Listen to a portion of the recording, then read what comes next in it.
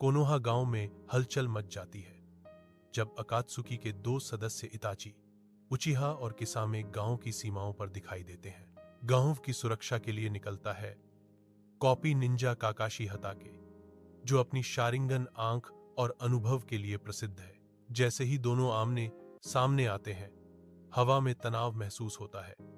काकाशी कहता है, इताची, आखिर तुम क्या चाहते हो? इताची शांत स्वर में, मैं यहां एक काम पूरा करने आया हूं। फिर शुरू होती है शारिंगन बनाम शारिंगन की जंग। काकाशी हर मूव कॉपी करता है, बिजली जैसी स्पीड से वार करता है, लेकिन इताची की आंखें सब कुछ पहले से देख चुकी होती हैं।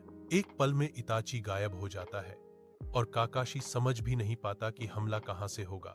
काकाशी चिदोरी चार्ज करता है, जमीन फट जाती है, बिजली की चमक चारों ओर फैलती है, लेकिन तभी इताची उसकी आंखों में देखता है और यहीं से शुरू होता है त्सुकियोमी इताची का सबसे खतरनाक जेनजुत्सु।